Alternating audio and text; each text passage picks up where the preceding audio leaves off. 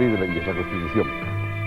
Casi 3 años antes había nacido la clave, testigo histórico, gracias a ustedes que tanto la siguieron, de aquel y otros acontecimientos decisivos. En su 20º aniversario, este Salón de los Pasos Perdidos del Congreso de los Diputados nos acoge precisamente no para repetir, sino para reconsiderar lo que significó aquel momento y sus consecuencias. La clave. A continuación. 20 años de Constitución. Televisión Española.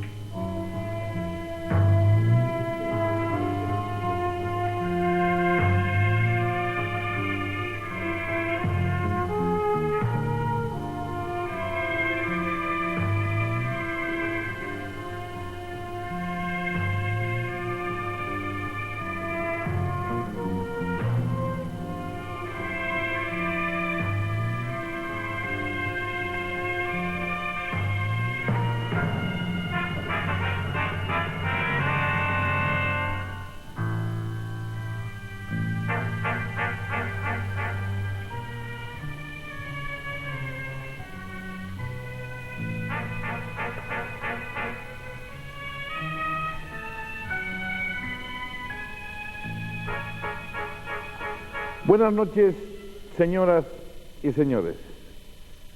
Hoy hace 22 años, me parece, que nacía la clave, y hace 20 que hacíamos un primer debate de la clave sobre La Constitución. Estábamos en su plena elaboración, que tuvo su aquel. No se crean que ahora cuando se habla de la Constitución se puede hablar alegremente. Tuvo su aquel, como seguro que van ustedes a saber esta noche. Para los habituales de La Clave de entonces, que son esos forofos que todavía nos escriben, no hay que explicar mucho de este programa. Las únicas variantes son que por ser un programa único y especial, primero se emite en primera cadena, no en la segunda que es habitual de ustedes y mía, es decir, de este programa, cuando lo era. La segunda cuestión es que no ha tenido película, pero ha tenido un informe semanal especial, no hecho por nosotros, hecho por los servicios informativos de televisión, sobre el que naturalmente los participantes en este coloquio pueden hablar, y sobre todo que es una clave única, es decir, que no tendrá continuación. En cambio, para los que no sean habituales del programa, para los niños de entonces, para los jóvenes de ahora, para muchos que todavía me dicen que ellos veían La Clave, a mí siempre me da un poco la risa, yo digo, será porque te obligaban en casa, porque no creo que fuera el programa más ameno para un niño de 12 a 14 años, pero por lo visto hubo una época en que eso sí se llevaba a ver La Clave. Y para ellos hay que decirles que ya han estado ustedes viendo los teléfonos en pantalla. A partir de este momento, ya antes incluso, desde que han aparecido en pantalla, ahora los tienen ustedes ahí, a partir de este momento, digo, pueden ustedes ir llamando y José Luis Marino y nuestro equipo de redactores se encargará de ir introduciendo las preguntas dentro de una hora aproximadamente. Yo estoy muy contento, de verdad, se lo he dicho a ellos ahora fuera del micrófono, lo digo ahora, de estar aquí con estos señores que para mí son independientemente, y para ustedes, independientemente de lo conocidos que son por la vía política, unos les serán más cercanos, otros más lejanos, unos más simpáticos, otros más antipáticos, pero independientemente de ello, pues hemos vivido todos, y yo con ellos de otra manera, que no soy político, o por lo menos no estoy en la política, horas, bastantes horas, agradables, desagradables y todo.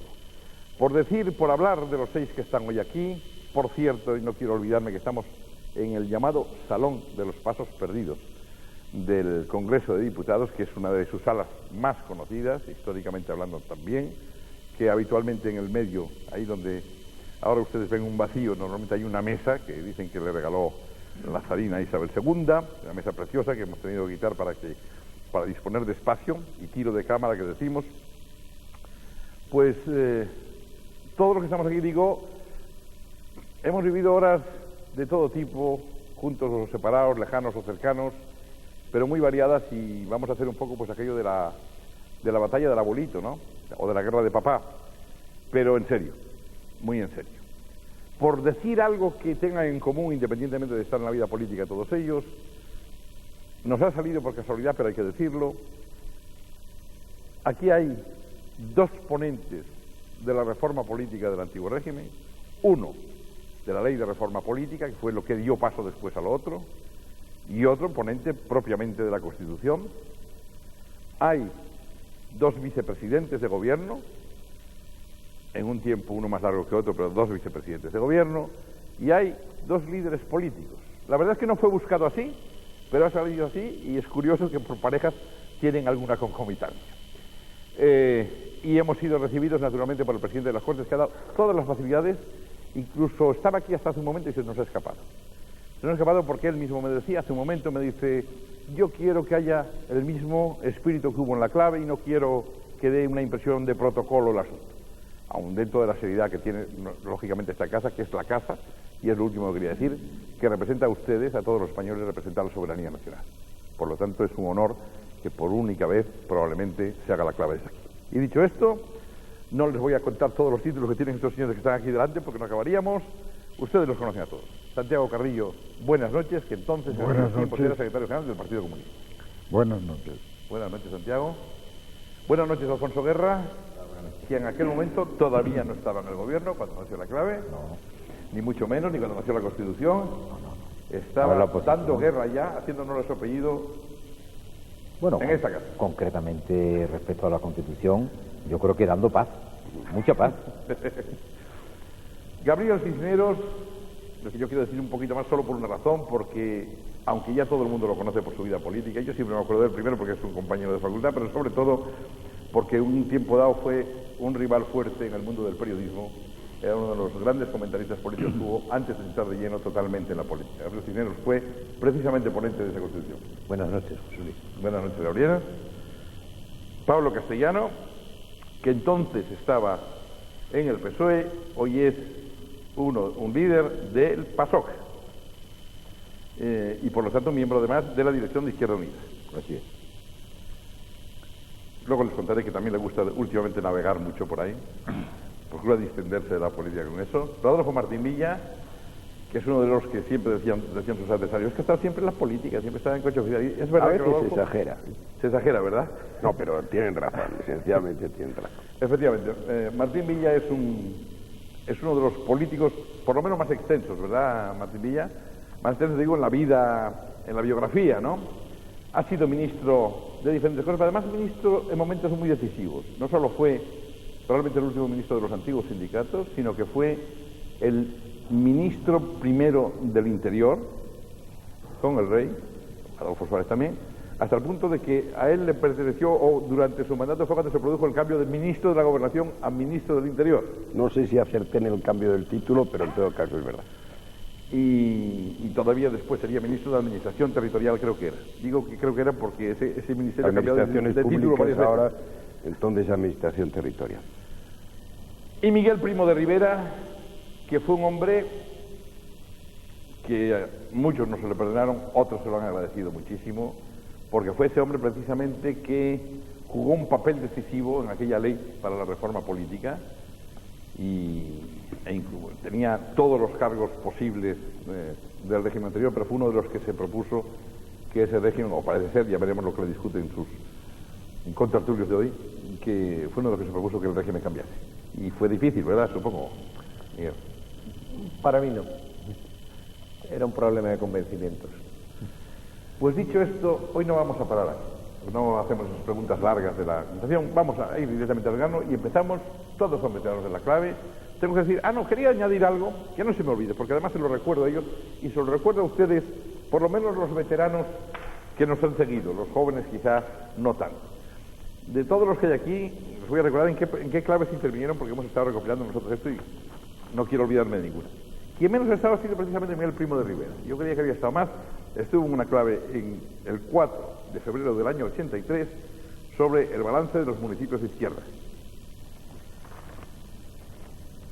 Tampoco estuvo mucho, yo también creí que había estado más veces. Gabriel Cisneros estuvo 2 veces. Una el 24 de septiembre del 77, una clave que se titulaba Estos ancianos que nos contemplan. Debe ser porque me da la impresión porque aquella época era director general en Interior, ¿no? Exactamente. Y después otra, mucho más sonada probablemente, el 21 de agosto del 92, sobre atentados y secuestros. Gabriel Cisneros precisamente ha sido una víctima que salió bien, por cierto, de uno de esos secuestros con atentado con secuestro, no sé cómo llamar. Santiago Carrillo ha estado Santiago en 5 claves. En mayo del 79, una clave titulada Sistemas Políticos, donde estuvo el viejo José María Gil Robles, padre, precisamente. Exacto. Yo siempre recuerdo que empezaron ustedes muy tensos y acabaron bastante amigos, acabaron conversando bastante. Acabamos civilizadamente. Otra, en noviembre del 79, titulada Marxismo, donde se encontró en aquella clave, con Henri Levy, que fue muy dura también aquella. Muy dura, sí. Muy desagradable. Y muy desagradable, sí.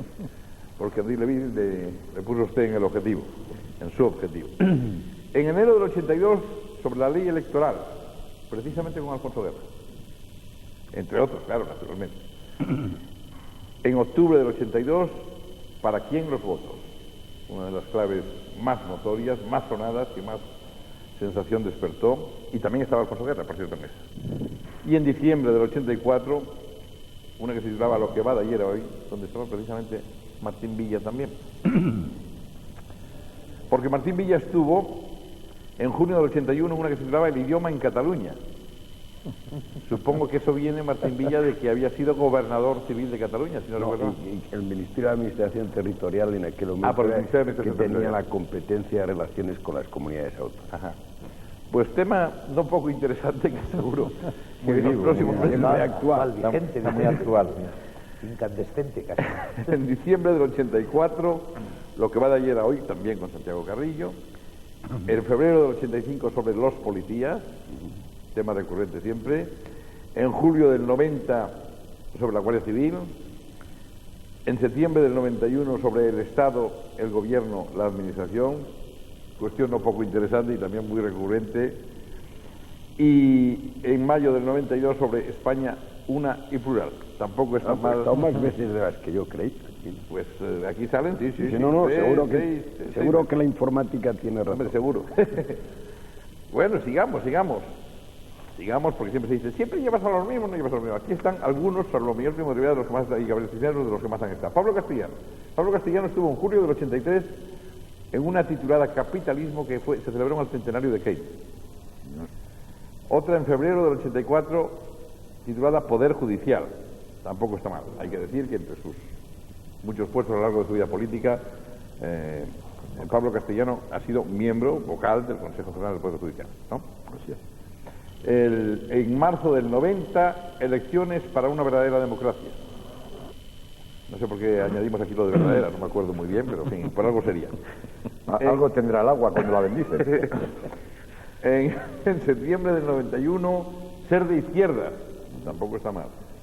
En marzo del 92, independencia del Poder Judicial, de nuevo, se había añadido otra cosa, y en enero del 93 sobre el año electoral. Y por último, y digo el último porque siempre se dice, Alfonso Guerra estaba todo el día en la clave, bueno, pues no más que otros de los que hemos citado hoy, pero bastantes veces también. En mayo del 81, Alfonso Guerra, las armas de la democracia. En enero del 82, la ley electoral, estaba Santiago Carrillo, como decíamos antes. En julio del 82, en una que seguro que le gustó más a él, porque él siempre le gusta hablar de estas cosas, El poeta y la política, donde estuvo, por cierto, hemos apuntado, que no me acordaba, un paisano mío que acaba de ser elegido director de la Academia de la Lengua, Víctor García de la Concha. Víctor García de la Concha, efectivamente. En octubre del 82, también para quien los votos, con Santiago Carrillo también. En mismo octubre del 82, tengo que explicar por qué. Uno era el 1 del 10 del 82 y otro era el 29 del 10 del 82. Es decir, antes de aquellas elecciones de la famosa mayoría absoluta y arrolladora del PSOE, y después la anterior fue para quién los votos y la subsiguiente fue qué gobierno. Y por último, en mayo del 85, otra que también le gustaría, el intelectual y la política. Pues estas son las claves en las que ustedes han estado. Es curioso porque seguro que tenemos algunos que nos mandan, tienen unos ficheros mejor que los nuestros, o sea que nos recuerdan cosas de estas, ¿no? Dicho esto, empezamos por donde ustedes quieran, son todos veteranos, no hay que explicar cómo funciona la clave. ¿Qué hacemos? ¿Quién quiere empezar?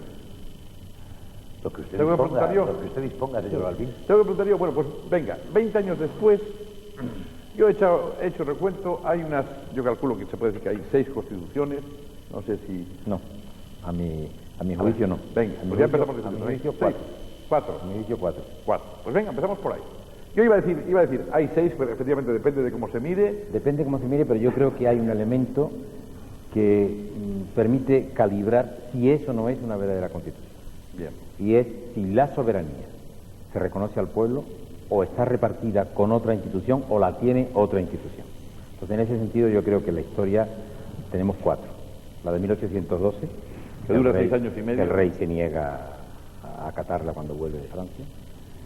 La de 1873, la federal, que entra en las Cortes a caballo el general.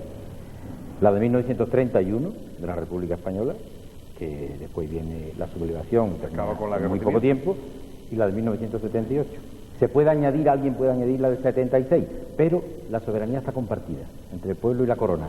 Y eso para mí no es una constitución en el sentido conceptual. Claro que hay muchas que se llaman constituciones, pero yo creo que las verdaderas constituciones son esas. Sí, de todas maneras, no sé si todos estarán de acuerdo. Gabriel Cisneros no está de acuerdo, ¿eh? Lo entiendo, lo entiendo. Venga, adelante, Es que Gabriel. si previamente hacemos un acotamiento conceptual de esa naturaleza, pues naturalmente lo que es todo el liberalismo doctrinario, es decir, bueno, Acabas de pasar a caballo sobre la historia. A caballo acabó con una Constitución 1. Pavía aparte, o sea, lo que quiero decir es que tú puedes convencionalmente adoptar un concepto de Constitución en razón de sus contenidos, pero reconóceme que es una... Bueno, en razón de la soberanía. Bueno, bien, claro.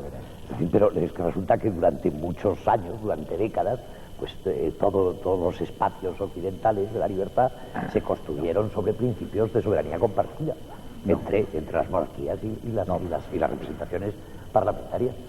Pues, hombre, la Constitución canovista, precisamente la Constitución canovista, la que arbitró la Restauración y que ha sido por el momento todavía la que ha disfrutado de un mayor periodo de vigencia en nuestro país, yo lo que sí te acepto es que no son constituciones democráticas, por supuesto que no. Son constituciones meramente liberales. Estamos totalmente de acuerdo. Pero no les niegues. La Constitución canovista liquida el sufragio universal que ya existía y reduce... Y lo vuelve a arbitrar con Canalejas.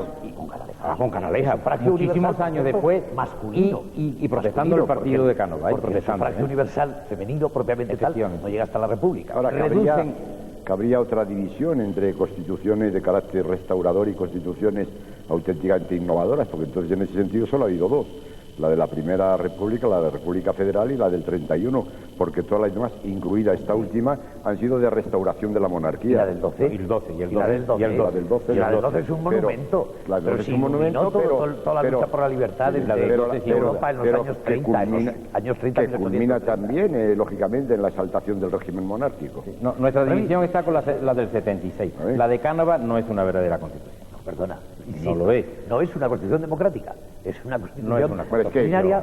Si las constituciones no son democráticas, no son constituciones. En el 19 serán otra cosa. Con ese criterio, es que con ese criterio las leyes fundamentales de la dictadura serían una constitución, que ya lo decían ellos, ¿verdad? Pero claro, es inaceptable. Pretendía hablar en serio, Alfonso. Y yo también. En principio son discutir lo que se está llamando Carta Magna, puede ser Constitución, Carta Magna, principios fundamentales, ya sé que me lo vais a discutir, pero en definitiva son aquellas cosas que te están en un momento, te guste o no, porque la palabra Constitución es, bueno, es una palabra, es decir, el discutir cualquier Carta Magna, por ejemplo, de Reina Cristina o en sustitución de Fernando VII, en definitiva son leyes que en ese momento el pueblo español las tiene que acatar a bien o a mal, o sea que el que llamemos Constitución, y perdón, no es por meterme en lo que sea, efectivamente para mí una Constitución tiene mucho más valor que simplemente una Carta Magna o darle mayor o menor autoridad a una autonomía, ¿no? Porque para mí desde Fernando VII, cuando cae totalmente la monarquía, si hacemos ese significado tampoco me sirve la del 31, o sea, es decir, para mí me vale pues la que tenemos hoy. ¿Qué le pasaba a la del 31? ¿Qué le pasaba? ¿Qué defectos tenía la del 31? Digo que si hacemos valores podremos discutir los valores, pero creo ¿qué que... valor? La soberanía es del pueblo, ¿no? Pero yo creo... Los hechos no son un juicio de valores. Los hechos son los hechos. La Constitución de 1931, hoy por hoy, a la luz pura y sencillamente de algo tan elemental como es un cambio progresista y como es pura y sencillamente la entrega al pueblo de la soberanía, y evidentemente una ruptura importante en cuanto a valores absolutamente reaccionarios, sigue siendo la Constitución más importante que ha tenido este país. ¿Cuál, perdón? La de 1931. 31 y el 12, me parece. Pero yo creo de por lo cual yo no quiero desmerecer aquella que está conmemorando. Pero me parece que quizás tiene menos sentido. No la quiero desmerecer. Me parece que una reflexión más interesante, me parece a mí, es que la historia de los dos últimos siglos en España ha conocido muchas constituciones. Por eso saqué yo el tema. ¿Y por qué? Yo quería decir que quizás no todos los países, todos los muy jóvenes sepan ¿por qué que ha habido tantas muchas constituciones? Pues porque se hacían unas constituciones por los gobiernos de turno, fueran más progresistas o más conservadores, el que fuera hacía su constitución, despreciando a la parte de la población que no coincidía con su planteamiento. Y claro, cuando el gobierno cambiaba y eran los otros, estos abolían la anterior y creaban su propia constitución. Lo estoy diciendo un poco rápidamente, pero la verdad es que ha habido muchas constituciones porque no se contaba con el conjunto. Claro, la Constitución de 1978, que tiene muchísimas posibilidades de ser criticada, desde luego, yo me doy cuenta en el momento en que la hicimos y ahora también, de cosas que podían estar de una manera que a mí me gustaría más y a otro probablemente en otro sentido. Pero al margen de eso, la importancia de esta Constitución es que por primera vez en 2 siglos se hace una Constitución que no es para medio, o al menos digamos que no es solo aceptado por la mitad, sino que es aceptado por todos, por la parte digamos progresista y por la parte conservadora. Y esto es lo que tiene un valor extraordinario, porque el movimiento pendular de la historia constitucional española, por cierto, matizando, ha tenido 23 años en la zona progresista y 111 en la zona conservadora, o sea que ha habido un movimiento pendular, pero mucho más duradero en la zona, o sea, con constituciones conservadoras. Pero ese movimiento pendular se rompe en el año 78, porque es una constitución que se hace entre todos y aceptándolo todo, lo cual significa que no satisface plenamente a nadie, claro, pero que permite gobernar al centro derecha como gobernó, gobernar a la izquierda y gobernar a la derecha ahora, que permite que todo el mundo tenga capacidad de dirigir al país. Todavía no han dicho ni palabra a Martín Villa y Garello, no sé si es que no quiere o que no... Yo creo que es que estábamos entrando en una discusión seguramente muy teórica y segura en un ámbito de cátedra de Derecho Constitucional muy aceptable. ¿Qué es una constitución y qué no no tanto para una... y me parece que ya estamos llegando a un acuerdo. Es decir, yo creo que la gran diferencia de la Constitución del 78 no es una Constitución impuesta, y que prácticamente desde la izquierda más izquierda hasta la derecha más derecha aceptan la Constitución, participan parlamentariamente en la elaboración de la misma. Como resultado de ello sucede lo que ha descrito Alfonso Guerra, que hay cosas que a unos nos gustan y otras cosas que no gustan a otros, pero que ha sido un campo indiscutible en que es posible que gobiernen unos u otros, y nadie para gobernar ha sentido ninguna tentación de reformarla. Sin embargo, Martín Villa, cada vez se habla más de ello. No, pero con cierta frecuencia vuelve a surgir la cuestión, ¿no? Primero, sí, pero no por eso, no con el objetivo de que no puedo gobernar porque la Constitución no me lo permite. Yo creo que la Constitución, a mi juicio, resulta indiscutible en lo que podríamos decir la parte orgánica, y desde ese punto de vista no se discute desde las ideologías. Podrán haber salido determinadas piezas de la Constitución, incluso las orgánicas más, pero no se discute. Yo creo que la Constitución resulta también indiscutible desde la parte de la expresión de los derechos y libertades de los ciudadanos, y la Constitución necesariamente resulta discutible desde el punto de vista del reparto del poder territorial. Y es que es lógico, porque también ahí, si hubiéramos hecho una Constitución que satisficiera totalmente, digamos, a los que podamos tener una idea más del conjunto del país, de la nación, de España, o a los nacionalismos periféricos, ¿qué hemos hecho? Hemos hecho una Constitución en que, como decía don José Ortega, que fue diputado cunero por mi tierra en la Constitución del 71, fue diputado por la Montaña de León. Bueno, es una Constitución en que podemos conllevar. Y es desde ahí desde donde se ha planteado la reforma, de la cual yo, por supuesto, no estoy de acuerdo, porque creo que es una Constitución, por eso, imperfecta, pero bendita imperfección, que nos permite conllevarnos o convivir a los que vemos a España y el reparto de su poder territorial. Aunque también algunos de los críticos suelen aludir a que el hecho precisamente que fuera tan consensuada y tan abierta ha llevado a que haya que resolver tantos problemas en el Tribunal Constitucional y cosas por el estilo. Para eso está. Yo creo que la superioridad de esta Constitución sobre las anteriores se debe, a mi juicio, a que en el momento en que la hicimos, España era un país más integrado, más maduro que en los periodos anteriores. Es decir, en España se habían creado, por la historia anterior, por el desarrollo económico, se habían creado condiciones en las cuales era posible una Constitución que recibiera la aprobación general. Una Constitución que no representaba directamente la opinión de ningún partido político concreto. Yo decía al día siguiente de aprobarse la Constitución que quizá era una Constitución por la que no valía la pena morir, pero con la que podríamos vivir y convivir durante mucho tiempo. Y me parece que la práctica de estos 20 años lo que demuestra es que esa Constitución, que seguramente tiene defectos, ha sido un instrumento útil para el mantenimiento de la democracia. Y creo que el valor de esa Constitución, además, es que ha entregado la soberanía al pueblo. Estamos en una monarquía constitucional parlamentaria, pero aquí el soberano es el pueblo, quien manda es el pueblo. Y yo creo que todos los partidos podrían gobernar con esa Constitución. Prácticamente han gobernado ya, por lo menos 2 o 3 aquí partidos. quizás retomo, Miguel, si me permites, retomo la reflexión de Alfonso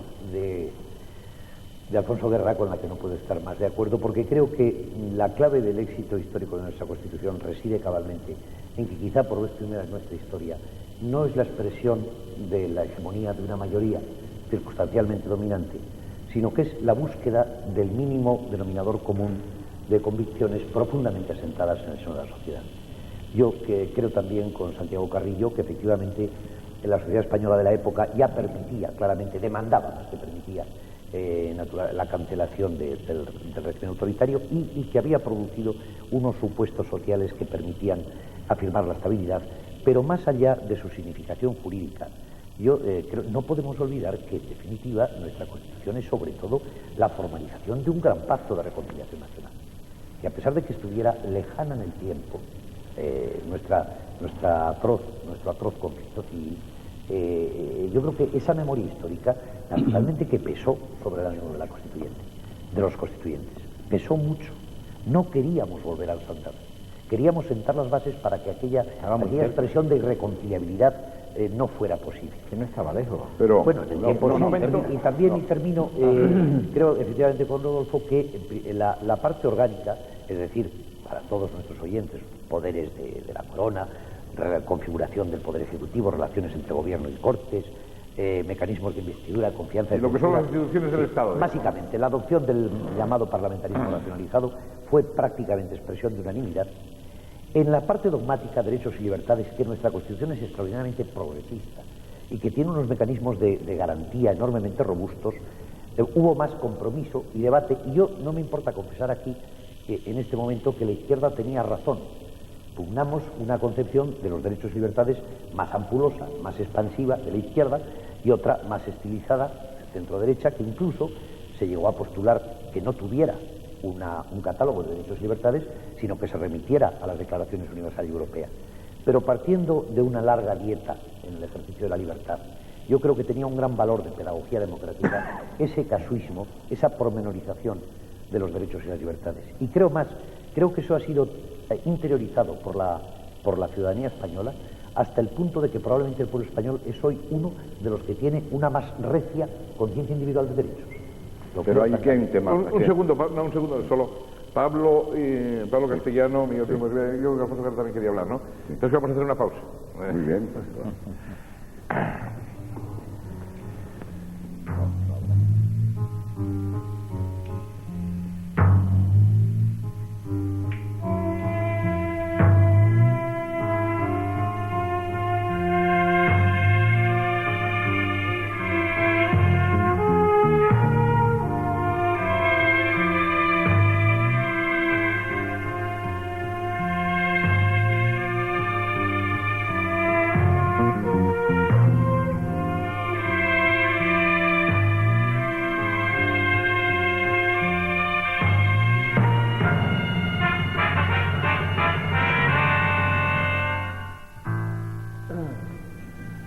La clave, la Constitución, 20 años después, me indican me indican los técnicos que están recibiéndose muchas llamadas a través de Torre España. Tengan ustedes en cuenta el número que les ha aparecido en pantalla y que les volverá a aparecer de vez en cuando para llamar directamente a este número, que es donde están recogiendo sus preguntas en directo. También es verdad que si hacen demasiadas no va a haber mucho tiempo a responder como de costumbre y habrá muchas frustraciones, pero en fin, intentaremos atender a la mayor cantidad posible. Están con la palabra Primo de Rivera y Pablo Castillo. No sé quién quiere empezar. Primo de Rivera. No, yo era simplemente un poco... Por supuesto que estoy de acuerdo en el planteamiento general, sin discusión de ninguna, pero quizás esta oportunidad que tenemos después de 20 años para hacer una pequeña historia, yo sí quisiera dejar claro, y prueba doy que estamos sentados hoy aquí y hablamos sencillamente sobre la Constitución, es que la Constitución española, por supuesto estoy de acuerdo con don Alfonso Guerro, que la PEPA, la que llamamos la PEPA de 1812, la de 1931 yo no estoy de acuerdo o dejo de estar de acuerdo, pero viene una guerra civil luego, lo cual ya me molesta. La nuestra que tenemos hoy en día, déjame Alfonso, digo... Pero la sublevación viene no de los que hace la Constitución, no, digo sino de los contrarios. que te he escuchado, la culpa. Que te he escuchado, o sea, valoro la PEPA y valoro la que más vais a valorar vosotros, la de 1978. Yo lo único que quisiera decir, por la gente que te pueda estar escuchando, es que esa Constitución no se hace del día a la noche. O sea, a pesar de los casi 40 años de dictadura de Franco, estábamos mucha gente que éramos conscientes que una dictadura es un hecho excepcional, con un hombre excepcional que cuando se muere se acaba, que desde Maquiavelo no hay más posturas que una dictadura o una democracia. Los que éramos conscientes de eso, hombre, yo no voy a presumir, voy a hablar de muchos, podía hablar de muchos. Tengo aquí a Rodolfo a mi lado, hablábamos muchas veces, pero por ejemplo en mi caso, cuando en el 64 muere mi tío Miguel y me nombran consejero nacional de libre designación, me fui con mi tía Pilar al Pardo, en un taxi, con mi tía Pilar, para decirle a Franco que yo no acepto herencias políticas. Le pregunté qué solución me daba y dice, reza un rosario, porque no sabíamos qué decirle. Y la segunda es que a mí, siendo alcalde de Jerez, con 8.000 y pico pueblos, 8.035 me parece que son los pueblos que tiene España, yo le dije a Franco que me iba sin ser jefe local del movimiento. Se nombró a Perico Argudo, primo y compañero José Antonio. ¿Qué quiere decir esto? Que a mí me llamaran en ese momento, cuando se hace la elección de procuradores, me llamaran rojo. Mi único pensamiento que tenía, y por eso digo que estoy de acuerdo, era que España yo la seguía mirando hacia adelante. Muerto Franco teníamos que tener un planteamiento.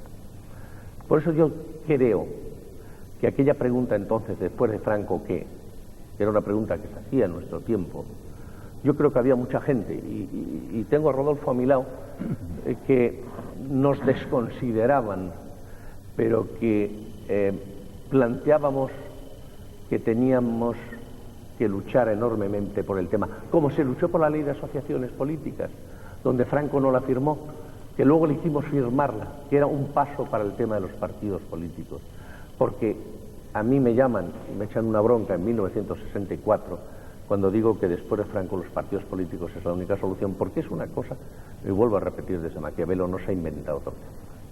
Entonces yo creo, y perdón haber hecho esta especie de hecho personal, pero podía hablar de muchos más gente, era que la Constitución, y por eso yo pido la presentación de la ley de reforma política, que no me la presente nadie, apoyado por Fernando Suárez, en donde Fernando Suárez dice, y efectivamente es así, que los principios fundamentales, o como le queremos llamar, no era una constitución pétrea como la rusa, que solo se salvaba a través de una guerra con sangre, sino que podía ser cambiada por las buenas con una modificación como se hizo.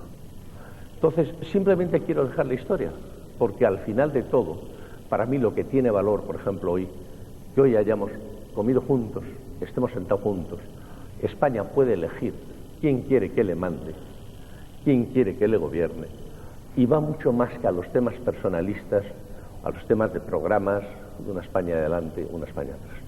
Por eso yo creo, y en eso sí estoy totalmente de acuerdo, que quizás todo lo negativo que sean los 40 años de una dictadura, que eso es negativo a muerte, ha sido positivo para crear una Constitución increíble como es la del 78, que nos ha unido a miles de españoles. Hola, y aquí no pasa más. Sí, es una terminación de lo que antiguamente, y ha tenido que hacer el tiempo, eran las dos Españas. Pablo Castillo. No, yo creo que sería una absoluta insensatez no valorar positivamente y muy positivamente la Constitución de 1968, teniendo en cuenta de dónde se venía. Yo creo que eso sería, sinceramente, ser ciego. Ahora también sería otra insensatez no tener una actitud mínimamente crítica, por lo menos desde el punto de vista de aquellos que queríamos llegar, evidentemente, a otra cosa bastante mejor. Pero con ello no queremos desvalorizar bajo ningún concepto la Constitución. Está ahí, y es más, yo digo que además la tenemos que valorar más las izquierdas, por la sencilla razón que fuimos los que más carne pusimos en el asador, porque si alguna renuncia hubo por nuestra parte, no fue la renuncia a nada reaccionario, si fue a lo mejor a cosas bastante progresistas que no se pudieron obtener. Y la derecha a lo mejor lo que renunció es a dejar de seguir metiendo a la gente en la cárcel. Pues claro, tal como se cuenta ahora la historia, hay que agradecer que desde el seno del movimiento nacional pues hubiera algunas mentes preclaras que dijeran: vamos a buscarle una solución a después de Franco, pero no le querían buscar ninguna solución a mientras Franco estaba, era para después. Y para después sí, había una cantidad de mentes preclaras diciendo cómo nos garantizamos una solución bicarbonato para que efectivamente la digestión de 40 años no sea una digestión que produzca excesiva acidez. Entonces vamos a poner las cosas en sus justos medios. Sabemos cómo se hizo la Constitución y se hizo en las condiciones que había que hacerla. Y se hizo y nos reclamamos todos de ella. Ahora, vamos a devolver a la historia su verdadero contenido, porque quien estaba luchando evidentemente por una Constitución democrática no era precisamente la anterior situación, que lo que estaba luchando era por su propia perpetuación en un sistema absolutamente dictatorial y en un sistema negador de libertades. Que las circunstancias históricas hicieron comprender que incluso con una buena Constitución se garantizaban mejor los procesos de acumulación de capital y además aquello daba una imagen más civilizada, pues santo y muy bueno. Bien, celebrémoslo. Ahora, también tengamos un sentido mínimamente crítico de cómo han transcurrido las cosas. Y a continuación de ello, pues, hostia, esto se llama a 20 años después de la Constitución. Lo que no podemos hacer de la Constitución es pura retórica. Qué bonita, porque ya hemos podido cenar todos juntos. Como yo, para cenar juntos, a lo largo de mucho tiempo no necesito una Constitución, necesito un buen restaurante, unos buenos comensales. Yo lo que quiero es que la Constitución se cumpla. Yo lo que quiero es que a lo mejor a los 20 años de la Constitución haya un análisis mínimamente crítico para salir del cinismo constitucional. Porque a lo mejor resulta que aquí se invoca todo el día la Constitución diciendo la Constitución garantiza todo, sí, garantiza todo, pero luego en la realidad práctica, a través de determinadas leyes de desarrollo, a través de determinados comportamientos muy poco constitucionales que pisotean la Constitución, se está viendo que lo más importante de la Constitución, que es el Estado social y democrático de derecho, muy por encima de la monarquía, muy por encima de otras cosas que podrán ser más accidentales. No, es el Estado social y democrático de derecho. A los 20 años hay que preguntarse qué concepto tenemos del Estado. El Estado no se está quedando en una pura caricatura inerme ante los poderes económicos, en unos procesos de privatización y en unos procesos de desmantelamiento absolutamente imparables. Es verdad que el adjetivo que para mí es sustantivo de lo social va presidiendo las políticas que unos y otros con la Constitución en la mano tienen que realizar, o por el contrario hemos entrado en un neoliberalismo en que lo social desaparece. Y no digamos ya si hablamos del Estado de Derecho. El Estado de Derecho y el imperio del derecho, pues a lo mejor resulta que está siendo pura y sencillamente enarbolado como etiqueta, pero cuando vamos a ver de verdad la igualdad ante la ley, cuando vamos a ver el derecho a la seguridad jurídica, cuando vamos a plantearnos de verdad cosas muy concretas, que también está en su seno los principios rectores de carácter socioeconómico, o el derecho al trabajo, el derecho a la vivienda, esto eso muchos ciudadanos se están preguntando, que les parece muy bien que esté en la Constitución, pero quieren que efectivamente una cosa sea predicar y otra dar trigo. Guerra y Carrillo. Yo había pedido inicialmente, antes de la pausa, la palabra para hacer una matización, estando totalmente de acuerdo con la intervención de Santiago Carrillo. Lo que pasa es que después de la pausa se han dicho tantas cosas que creo Lo que suele ocurrir en un que voy a debate. entrar más en las cosas que se acaban. Que entran siempre cosas nuevas. Ahora, yo quiero decir que las personas tienen derecho a cambiar. Las personas pueden estar en una posición que a uno le parece que no es la democrática, la acertada, y luego cambian a una democrática o que le parece una acertada, y eso hay que recibirlo bien, no mal, no críticamente, sino bien.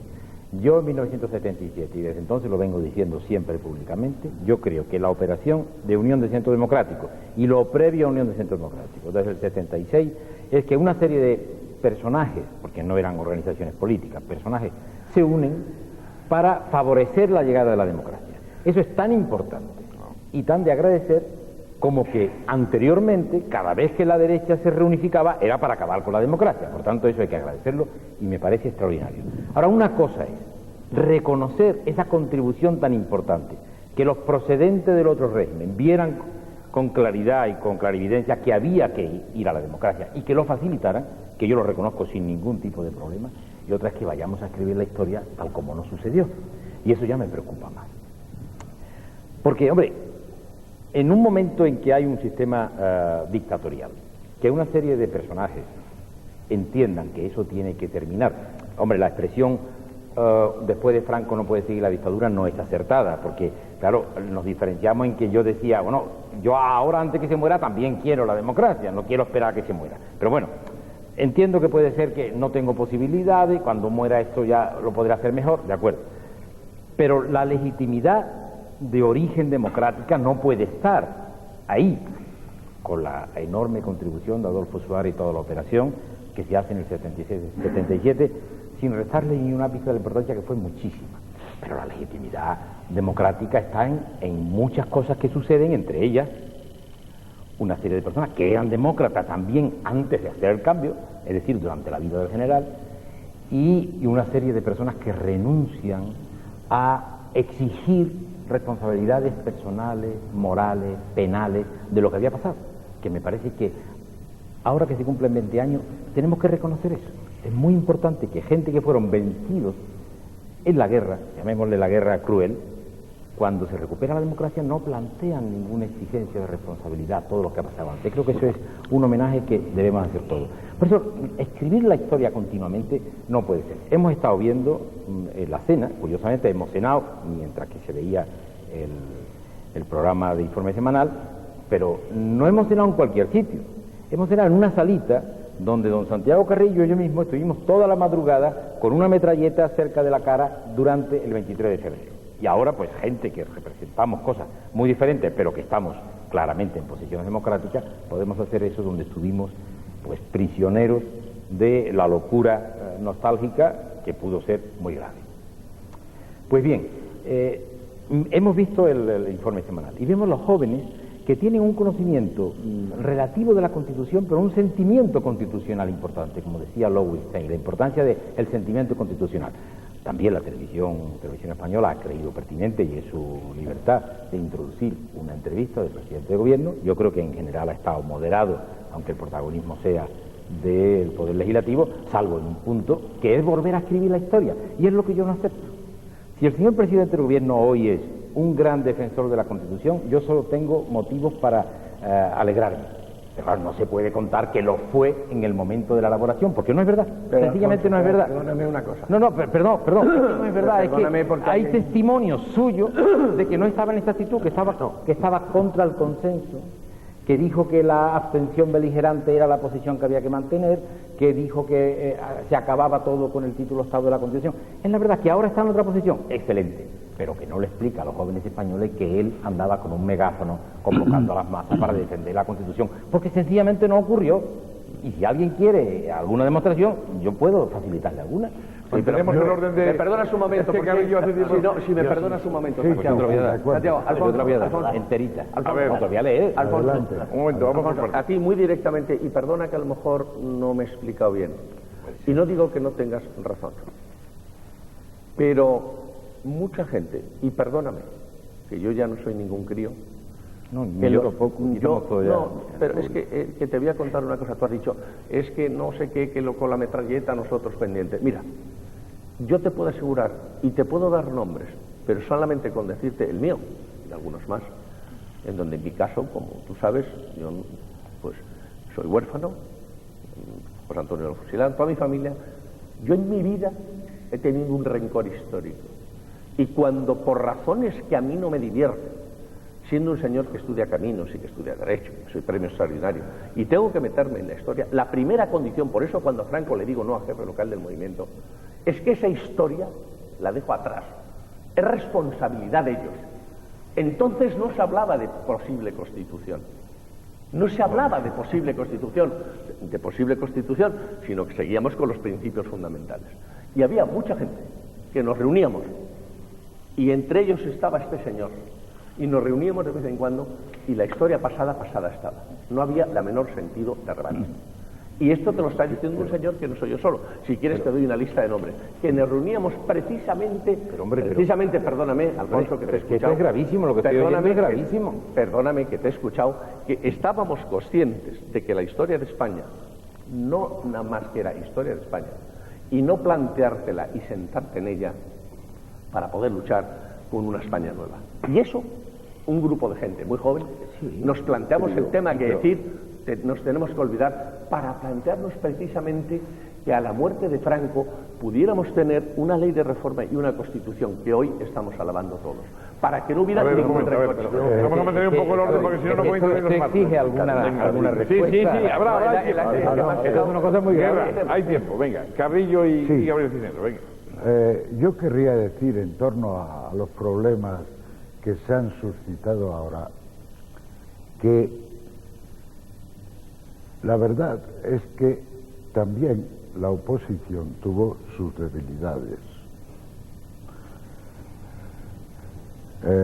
Y debemos reconocerlas. La verdad es que no fuimos capaces de unirnos años antes para conseguir derribar a Franco, para crear una fuerza capaz de derribar a Franco. Yo creo que si no tenemos en cuenta eso, y si no tenemos en cuenta también otra cosa, que es que cuando hacemos el cambio político, por lo menos yo, comunista, no pensaba de ninguna manera que este cambio suponía el paso a un sistema socialista.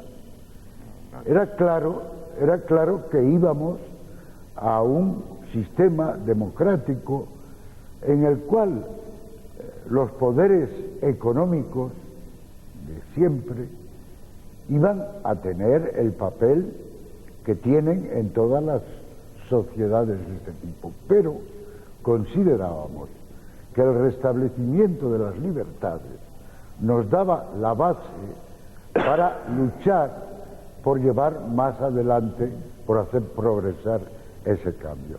Con esto lo que quiero decir, que el cambio no fue el resultado de ninguna revolución popular, pero tampoco fue una concesión graciosa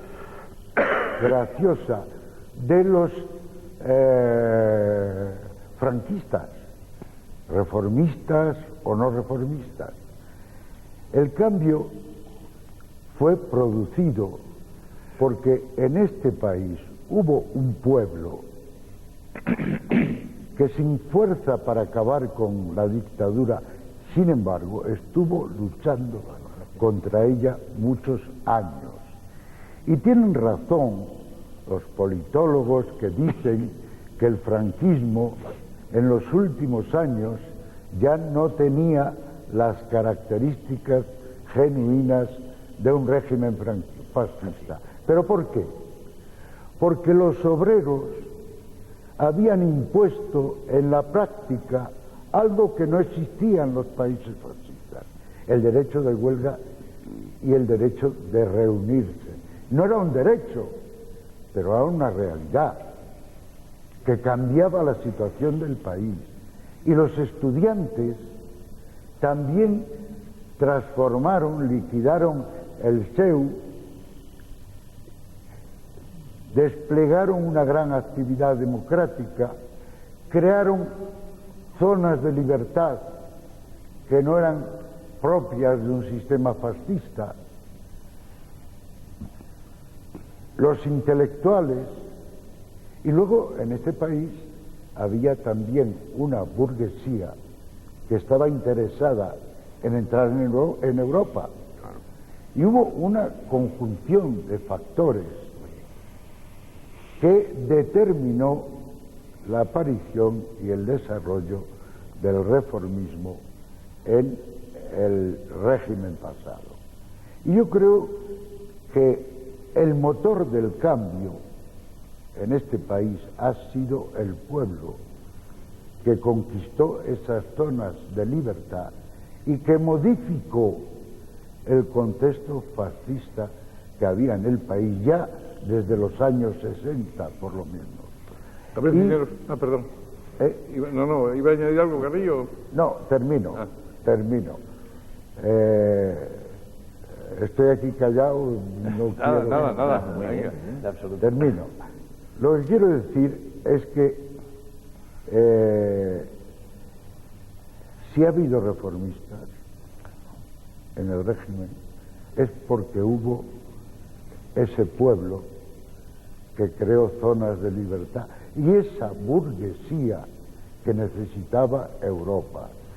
Y eso determinó la aparición, ya desde hace años en el franquismo, porque en los últimos tiempos hemos visto una parte de ese fenómeno, mucho más, pero hubo reformistas del franquismo ya desde hace bastantes años. Es el pueblo y tenemos que reconocer que el progreso que se ha hecho hoy, aunque en él hayamos tenido influencia unos, otros, el progreso ha sido conseguido por el pueblo español. Y el pueblo español ha conquistado su derecho a ser soberano. Claro, en este sistema en que vivimos, los poderes económicos siguen teniendo una fuerza indudable. Pero era necesario traer la democracia, era necesario tener una constitución como la que tenemos para que las fuerzas de izquierda y de progreso en este país puedan plantearse el ir más adelante. A ver, Cisneros, no sé si Martín Villa, que apenas habla, ¿no está? Cedo a Rodolfo la palabra. Rodolfo, venga. Yo creo que Santiago en la intervención anterior y más ahora creo que ha centrado más el tema, a mi juicio. Primero, yo creo que hemos estado un poco discutiendo el protagonismo de los políticos y es, en frase de Alfonso Guerra, yo creo que es lícito el cambio, incluso casi en la política es obligada la parcialidad. Lo que no es tolerable es la falta de honradez, es decir, pero que cada uno veamos la historia como la hemos vivido y como en cierto modo la hemos protagonizado, es lógico. Pero yo creo que es evidente que los políticos españoles en la transición, que podría ser el nombramiento de Adolfo Suárez hasta las elecciones del 77, el régimen, ya éramos un gobierno en el 77 no constitucional, pero sí democrático, la venida de la Constitución, yo creo que los políticos españoles prestamos un servicio muy importante, pero no todo el servicio. Es decir, aquí previamente, ya en el 75, había una sociedad nueva, distinta y moderna. Podríamos decir, también diciendo las cosas muy deprisa y corriendo, que en 1975 al final casi todo era moderno en España y lo que no era moderno ni era actual era el sistema político que se vivía. Y me parece que esto es lo fundamental y que de alguna manera yo creo que fue posible la hazaña histórica de Adolfo Suárez, que no es el todo, es una condición necesaria. Pero, vamos, necesaria, pudieron las cosas discurrir de otra manera, pero discurrieron así, como dirían los de más o menos formación matemática, es una condición necesaria, pero no suficiente. ¿Qué influyó? Pues yo creo que influyó fundamentalmente los cambios sociales operados aquí a partir de finales de los 60. Podríamos decir eso, todo era moderno y el sistema político evidentemente desde no. Ullastre, si se quiere. ¿Cómo? No tengo problema de decir que desde Ullastre. Sí, finales de los 50. Segundo, creo que es muy importante el factor biológico. Y una de las cosas que siempre recuerdo y lo he dicho es que en el primer gobierno de Adolfo Suárez mirabas la mesa del Consejo de Ministros y excepto los 4 miembros que entonces había de las Fuerzas Armadas, no habíamos hecho la guerra civil ninguno. La guerra civil es una desgracia, pero en todo caso la guerra civil hacía que muchos de los que estaban o que estábamos allí habíamos tenido problemas incluso familiares de gente que habían estado en uno y otro, por lo tanto entendíamos perfectamente. Como la política no es una ciencia exacta, pues a lo mejor nos dio un protagonismo que alguien puede pensar excesivo a personas o a grupos que teníamos más discutibles credenciales democráticas. Esto también hay que aceptar. Y yo mismo, es decir, aquí, digamos, yo me siento lógicamente muy identificado con Gabriel Cisneros y de alguna manera él tiene un protagonismo ya muy importante, es el único de los que estamos aquí que es ponente constitucional. Y yo en ese momento a lo mejor puede parecer una blasfemia, hombre, como para que el barco navegara hacia la Constitución alguien tenía que estar en la bodega, pues resulta que yo más bien estaba en la bodega porque estaba el ministro del Interior con terrorismo por medio. Y recuerdo, a lo mejor también parezca un exceso, pues recuerdo que lo más importante que yo recuerdo de la Constitución es cuando Gabriel Cisneros me llama para que organice los servicios de seguridad del Parador de Gredos. Porque incluso en el sector mío muchas de las cosas ya estaban resueltas. Es evidente, Pablo y Alfonso y Santiago, que yo creo que sí, que en el reconocimiento de los derechos y libertades de los ciudadanos hay, digamos, la presión de la izquierda, y además es lógico, es que si no, no sería izquierda, es que si no aquí todos seríamos iguales. Es decir, pero también es verdad, que también hay que reconocerlo, que cuando se hace la Constitución, incluso cuando se celebran las elecciones, el gobierno de Adolfo Suárez había suscrito la adhesión a la Declaración de los Universal de los Derechos Humanos, el Pacto por las Libertades Políticas y Ciudadanas. Abril del 77. Abril del 77. Los 2 convenios más importantes de la OIT, el 87 y el 98, sobre libertad sindical, negociación, la Declaración 113. Y yo, Pablo, yo creo que tú eres un poco excesivo. No solo la Constitución española reconoce derechos y libertades en los textos. Yo creo que aquí, tanto porque nos encontramos en ese aspecto con una buena situación, como la acción de los gobiernos de la época UCD, como los gobiernos socialistas, como el gobierno actual, yo creo que es de los países donde no solamente ha habido un incremento de renta y riqueza, sino que yo creo que ha habido un reparto de renta y riqueza, que no es como es lógico para encontrarnos satisfechos, pero que no ha sido una cosa pequeña. Y en ese sentido yo creo que no solamente hemos tenido un texto constitucional que reconoce, y yo creo que eso es una de las novedades más importantes de la Constitución, reconocer los derechos económicos y sociales, sino que se ha aplicado y bastante bien.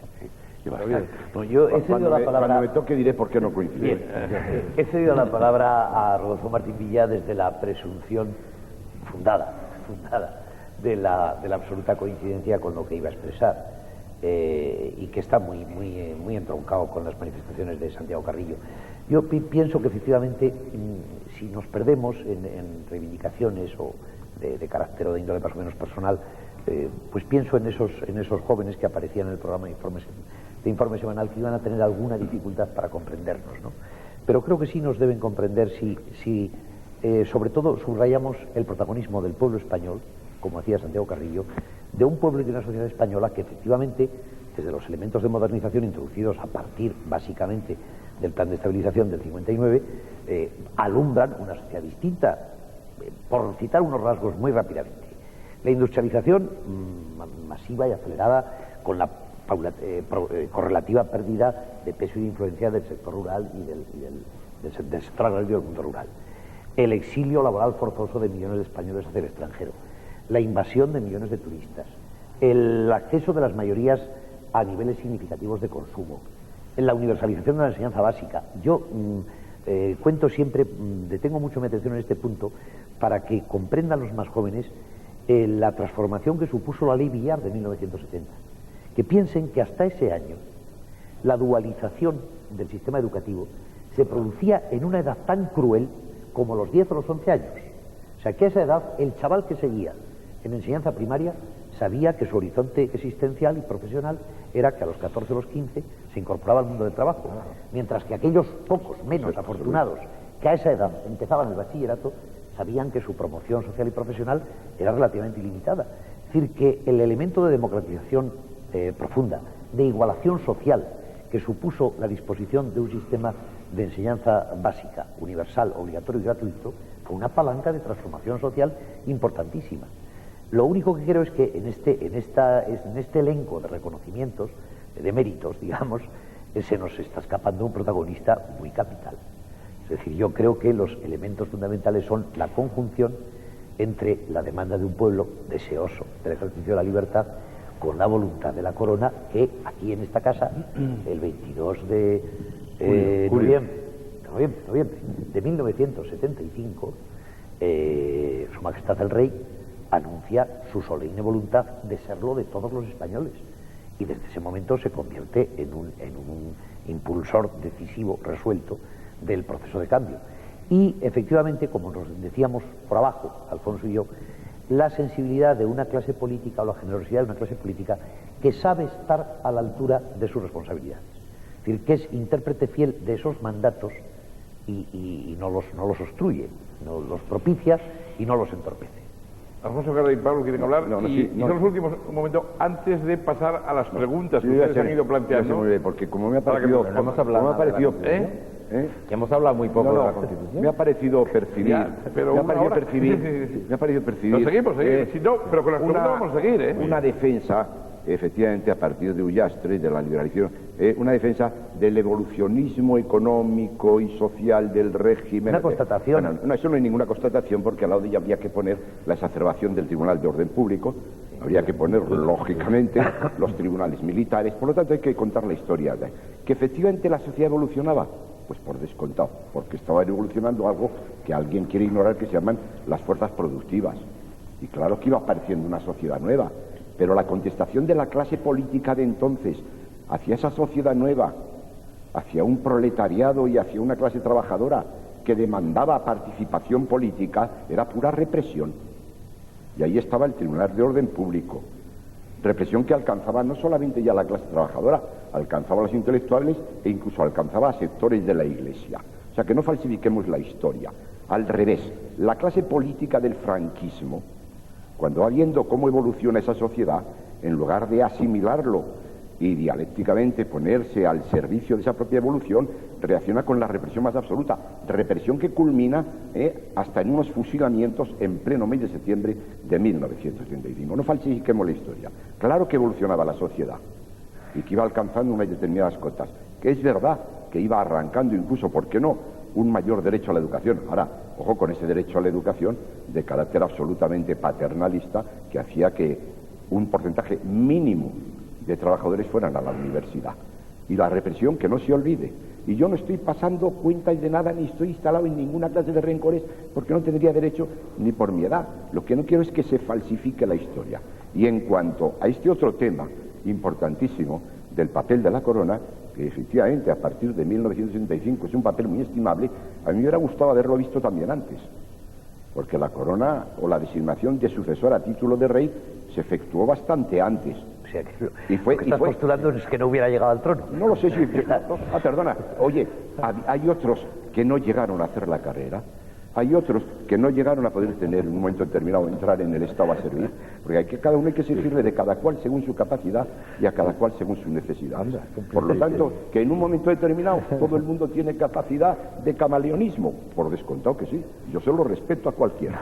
Ahora, vamos a ver si ponemos las cosas en su sitio, porque es que siempre, históricamente, cuando hay una situación de apuro de la derecha, que ve por circunstancias dialécticas entre la evolución de la sociedad y el reaccionarismo de su clase política, que están en peligro sus intereses, yo no sé por qué, yo sé poco de historia, pero siempre aparece la figura de la monarquía para salcarle del atolladero.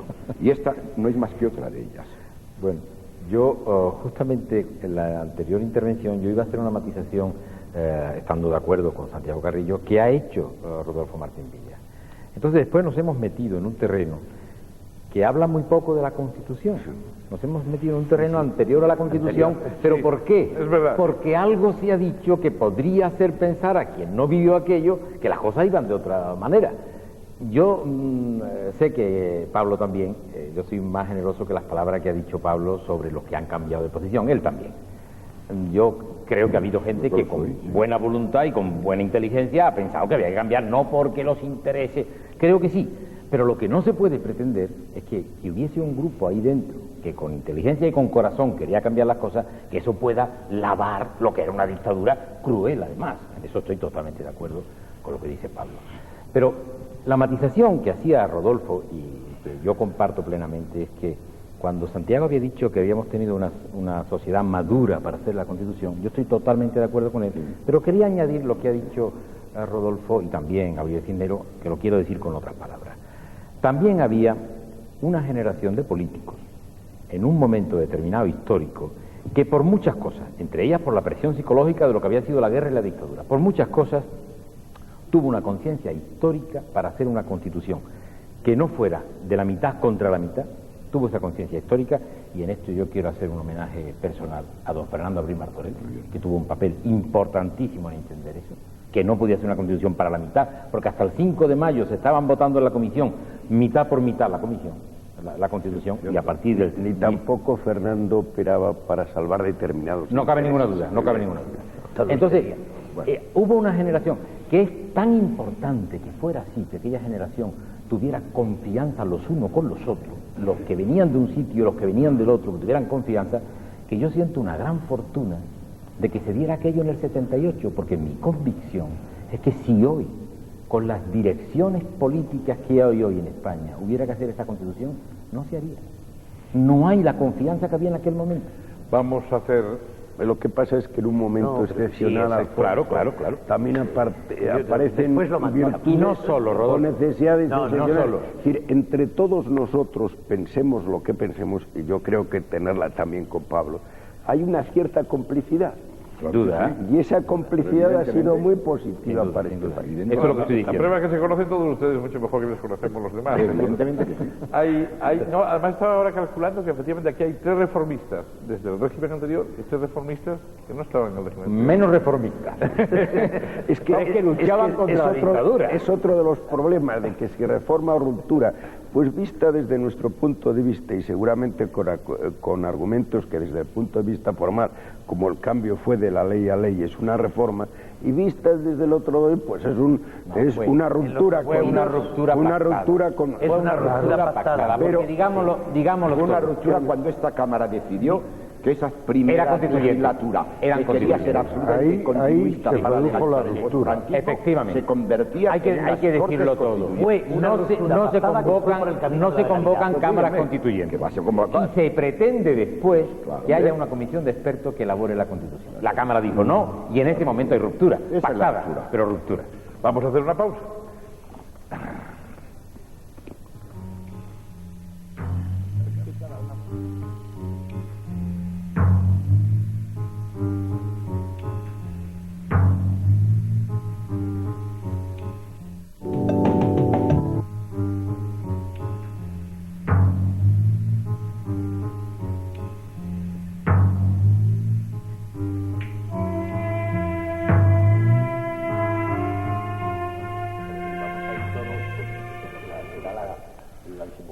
Sí.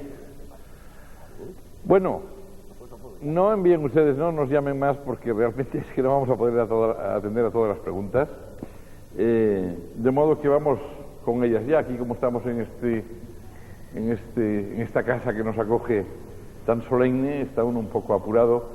José Luis Merino ha estado recogiendo las preguntas que ustedes les pasan, nos pasan, y yo solo pido a los participantes que sean lo más breve posible, como de costumbre, y ya conocen el programa, en las respuestas, de manera que puedan atender la mayor cantidad de ellas posible. José Luis Merino, a ver si te oímos bien. Buenas noches. Buenas noches. Sí, oímos perfectamente. Muy bien. Está en uno de los escritorios, José Luis Merino, del Congreso. Pues puedo empezar diciéndolo de ¿En la siempre. Constitución detrás, efectivamente? Dinos, José Luis, perdón. Que digo que puedo empezar diciéndolo de siempre, pero empezando, valga la redundancia, por decir que estamos a 6 de diciembre y que hay siempre muchas preguntas y especialmente que son especialmente de agradecer, también valga la redundancia, por lo que nos piden que vuelva a la clave o que se alegran de que haya venido a la clave, aunque sea por esta sola vez.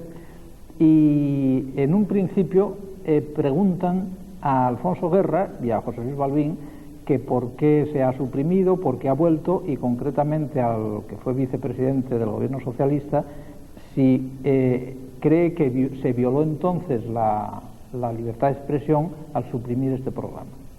Bueno, antes de que responda Alfonso Guerra, yo quiero responder muy sencillamente. Yo creo que todos los espectadores saben de sobra que yo hablo todo lo que me apetece, donde conviene. Yo aquí estoy de moderador y no estoy en este momento para responder esas cosas, pero no es que me libre de las respuestas, generalmente yo lo hablo por ahí, o sea que eso no pasa nada. Pero bueno, no es la misión aprovechar hoy este debate sobre la Constitución para hablar de la clave, cuando apareció y cuando desapareció. No sé si él quiere decir algo. No, yo decir que es curioso que me pregunten a mí, que no tengo responsabilidad ninguna en el gobierno, que no tengo administración. Yo comprendo que este año se han cumplido también los 100 años de la guerra de Cuba. Yo sé que yo tengo la culpa de la guerra de Cuba y de todo lo demás, pero no, yo no tengo nada que ver en la clave. Yo he sabido hoy, con la cifra que da José Luis, que he venido varias veces, y probablemente si hubiera seguido la clave, pues más veces hubiese venido, ¿no? En cuanto ha habido una, me han invitado y con mucho gusto he venido. Sí, es verdad, la verdad es que Guerra es de los pocos que nunca ha dicho que no, incluido hoy, eso es verdad. Podría haberle molestado venir, pero en absoluto. Un poquito más de volumen, por favor, a Merino, para que lo oigamos aquí mejor. Y adelante, José Luis. Sí, y respecto de los invitados que están en el programa y de los que no están, y pudieran estar, hay también muchísimas llamadas, especialmente, de las que recojo especialmente dos. Una, que por qué no hay ninguna mujer, que llamó una señora desde Barcelona para hacer esta pregunta, que pueda representar dignamente a las mujeres de este país para hablar de la Constitución, y otra de por qué no hay ningún invitado radicalmente contrario a la Constitución. Bueno, son preguntas para mí, por lo visto. Sí. Sí. Bueno, pues esas dos son muy sencillas de responder. Una, porque en el protagonismo que hemos buscado a la hora de seleccionar hoy no había ninguna mujer. Si lo hubiera habido, seguro que estaría aquí. Y los que nos conocen saben que en la clave generalmente trabajan más mujeres que hombres incluso, o sea que por ese camino no nos podían pescar nunca. Pero no la había, o sea que no es el caso. Y nosotros no somos de los del porcentaje, que haya un porcentaje forzado de tantas mujeres o de tantos hombres, sino de los que realmente tienen que ver con el asunto. Y la segunda es lo de los radicales, y tengo que decir, no lo dije al principio, pero porque suponía que nos lo iban a preguntar. No sé qué se entiende por radicales, porque claro, bueno, algunos sí entendemos cuáles son radicales seguro, pero otros son más dudosos. En cualquier caso, lo que sí tengo que decir es que los nacionalistas sí han sido invitados. Por ejemplo, el señor Roca ha excusado su existencia en el último momento, y de los nacionalistas del País Vasco, concretamente del PNV, algunos de los que participaron decisivamente fueron protagonistas políticos en aquellos momentos, pues no han querido venir. Como de costumbre, pues tenemos que decir simplemente que han sido invitados y no han querido venir. Nada más. ¿Más preguntas? Y no sé si alguien quiere añadir algo pues con respecto a mí eso. Sí, me gustaría añadir algo. Sí. A mí sí me gustaría añadir algo en relación a la segunda pregunta. La primera es de carácter más doméstico, ¿no? Pero en relación a la segunda pregunta, yo pienso, si tenemos en cuenta cuál fue el resultado del referéndum cuyo 20 aniversario conmemoramos, si hubiese habido alguna persona... Cisneros, perdón por el paréntesis, sí. No lo hemos dicho y a lo mejor conviene para los más jóvenes sobre todo saber que eso es curioso también. El referéndum de la Constitución fue aprobado con la participación del 67 y pico % de los españoles, o sea que tampoco era una participación muy alta, pero bastante alta para la acostumbrada al electorado, y de ese 67 y pico, el 80 y tantos %... 87 votó a favor, 7 y pico contra. Perdón. Realmente ha suplido mi intervención, porque lo que hubiera querido decir, primero, la participación sin duda no fue más alta porque no fue un referéndum competitivo, precisamente porque no había fuerzas significativas que defendieran el no a la Constitución. Se hubiera alterado la realidad representativa de la época si hubiéramos si hubiera el programa dado cabida a las posiciones muy residuales de extrema derecha o de extrema izquierda que defendieron el no a la Constitución. El asunto de los nacionalismos tiene otra etiología. Yo no lo vincularía con este porque el nacionalismo catalán, aparte de la persona de Miguel Roca, el nacionalismo catalán fue uno de los artífices más determinantes y más decisivos de la propia construcción del consenso constituyente. importa. José Luis, si hay alguna pregunta más en relación con los nacionalismos, quizá conviene hacerla ahora para no diversificar los temas. ¿Hay alguna más interesante para Hay cantidad. Pues venga, a ver si podemos resumirlas en 2 o 3 que sean muy significativas. No sé, bueno, esta es una muy genérica que hay para el señor Guerra. Dice si es posible que las lecturas de la Constitución española se hagan desde la lealtad constitucional y no desde la deslealtad. Bueno, yo creo que las lecturas solo se pueden hacer desde la lealtad. Yo las relecturas no soy muy aficionado, porque yo la leo, ya la he leído muchas veces, pero no creo que cada vez haya que dar una interpretación distinta, porque la Constitución es un contrato social, es un pacto social, y los pactos se firman y se cumplen.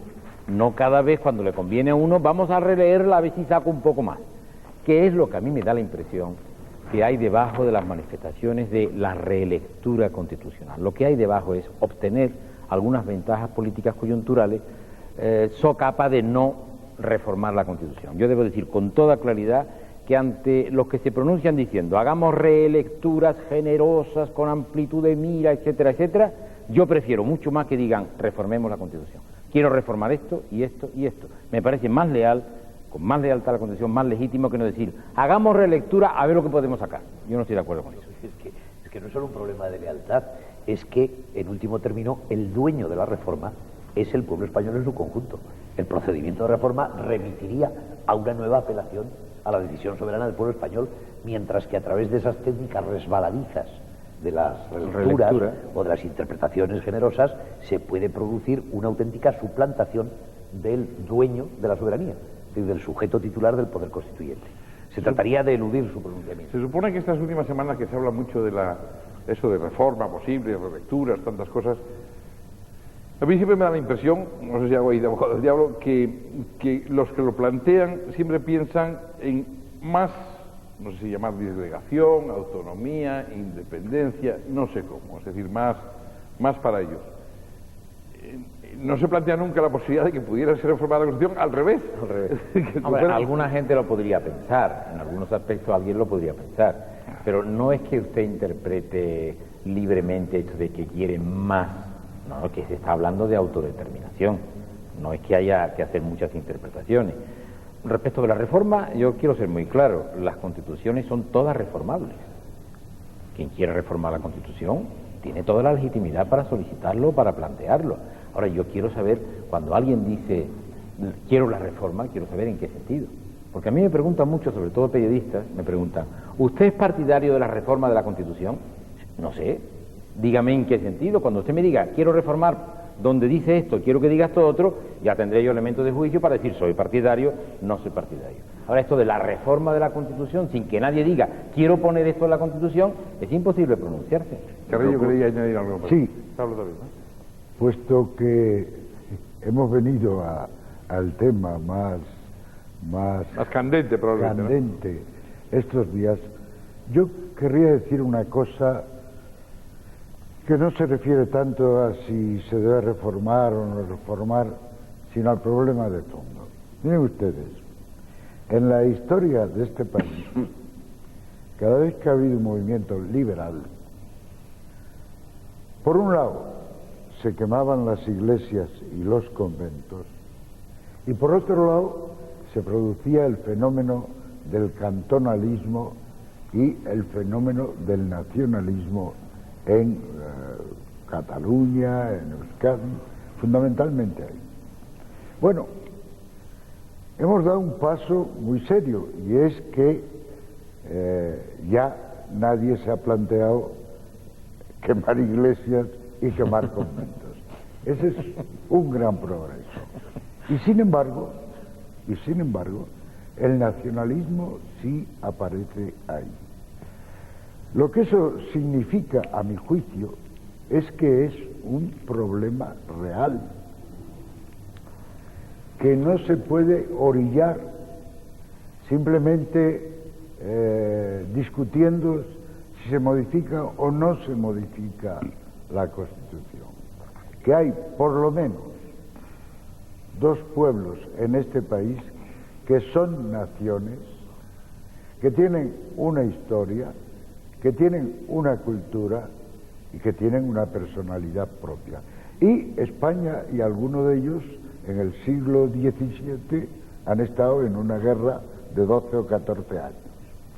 Yo creo que eso justifica el que nos aproximemos a ese programa, a ese problema, con comprensión. Se trata, a mi entender, de mantener el Estado democrático, el Estado español, pero si es necesario encontrar formas que permitan ubicar de una manera más consensuada a pueblos como Cataluña y como Euskadi, yo en principio no estaría en contra de que esos problemas se abordaran de una manera seria. Evidentemente yo pienso que sería un disparate tremendo, tanto para Euskadi como para Cataluña, apartarse del Estado español. Sería un perjuicio también tremendo para el resto del Estado español. Esa no debe de ser la solución, pero me parece que deberíamos estar preparados a un esfuerzo de consenso para que esos problemas no se envenenen más y para ver si algún día nos pasa con ese tema lo que nos ha pasado con la Iglesia y con los conventos, es decir, deja de ser un problema. Quieren intervenir todos. Yo quiero decir, un momento. Quiero decir solo, que están en turno de preguntas, que vamos a ver si somos breves en esto. A lo mejor este es un problema que habría que discutir en un debate sobre los nacionalismos, pero en fin. Venga, un segundo. Arrancando de lo que ha dicho el señor Guerra, yo estoy absolutamente de acuerdo en que, efectivamente, la lealtad constitucional impone el que todo aquel que quiera plantear su reforma pues lo diga clarísimamente y diga en qué. Pero también estoy completamente de acuerdo en que si llegara a plantear la reforma de la Constitución, como todo esto jurídico, caben interpretaciones. Las interpretaciones lo que pasa es que tienen que ser leales con la propia Constitución. Pero yo, por ejemplo, he entendido siempre que ese título octavo de las autonomías, desde mi perspectiva, podría conducir perfectamente en un desarrollo sensato y un desarrollo razonable y cronológicamente, según los fines y las circunstancias, a un auténtico proceso federalizante en este país. Lo he entendido siempre. Creo que la actitud de la interpretación autonómica como defensa frente al federalismo no es buena. La actitud dinámica de lo autonómico como camino hacia las soluciones que mejor acomoden, consensuadas, es una solución absolutamente razonable y que no tiene por qué verse ni por qué ser anatemizada por nadie. Todos quieren decir algo, ¿verdad? Yo me le han pisado lo que iba a decir, porque lo han hecho prácticamente. Pero como ha empezado Alfonso Guerra, o sea, no hay quien niegue que los hábitos, las costumbres, el lenguaje, de eso lo tienen. A mí hay dos cosas que me han impresionado. Una es la supresión en el año 1932 de los estatutos y luego los 40 años de la dictadura, donde ya no solamente es que hay una prohibición de estatutos, es que se prohíbe hasta bailar la sardana. O sea, bailar la sardana era casi un pecado. Sí, pero ¿cómo me está usted contando esto? Entonces, cuando llegamos a hacer la Constitución, estamos aquí en alguna medida, pues el tema de las autonomías, y cuando estuvimos estudiando el tema de Estado federal o no, las autonomías quizá tengan sus defectos, pero yo me sumo a lo que decía Alfonso Guerra. A mí no me vale que me reforme la Constitución. Dime dónde quieres que la reforme. ¿En qué punto quieres que la reforme? Porque efectivamente no es comparable Cataluña, País Vasco y Galicia, por ejemplo, que eran los tres estatutos más importantes, con mi Andalucía de mi alma, que pasa por Andalucía y pregunta quién va Blas Infante, y el 90% es que no sabe quién es Blas Infante. Pero tuvimos en algún momento que hacer este conformismo. Por lo tanto, yo me sumo a todo este planteamiento, que a todos los que hayan preguntado efectivamente sobre el tema de los nacionalismos, creo que es un tema que no se está tocando profundamente, pero que eso hay que decirlo como dice Alfonso Guerra. No me hable usted de reforma de la Constitución, vamos a hablar de temas puntuales. Sí, Alfonso Guerra y Martín. Yo quería decir que estoy totalmente de acuerdo con el principio general que acaba de enunciar Santiago Carrillo. Totalmente de acuerdo y creo que nadie puede estar en contra. Ahora, luego en la práctica tenemos que ser muy sinceros y interpretar las cosas como las vemos con claridad. Y hoy día las reivindicaciones nacionalistas que se están dando, el documento de Barcelona, el documento de Estella y el documento de ETA, dicen cosas muy diferentes en estos documentos, pero hay una cosa en la que coinciden los tres, que la Constitución no les sirve, que los estatutos no les sirven. Y yo he llegado a la conclusión, si no estamos en un momento en que las élites políticas nacionalistas se han convertido no en solucionadoras de problemas, sino en creadoras de problemas. Porque se nos remite continuamente a una situación histórica mejor que la actual, que no ha existido nunca. Siempre la izquierda siempre ha buscado, toda persona progresista de izquierda, una persona que tenga el corazón de avanzar, siempre ha buscado la utopía hacia adelante, lo que no hay lo quiero construir. Claro, el nacionalismo está buscando la utopía retrospectiva.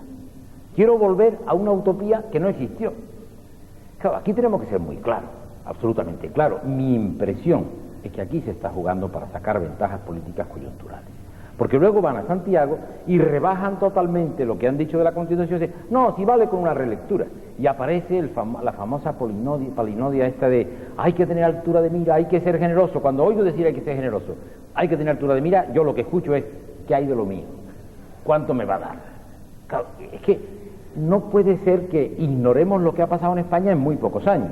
Donde hay un problema hay que atenderlo. Estoy totalmente de acuerdo con lo que dice Santiago. Ahora, tenemos que saber que en 20 años, en menos de 20, España, que era un país centralista, autoritario, muy centralista, muy autoritario, ha pasado a ser el tercer país del mundo en descentralización. El tercero del mundo en 10 años, en 12 años, digamos en 20 si se quiere, ha sido menos.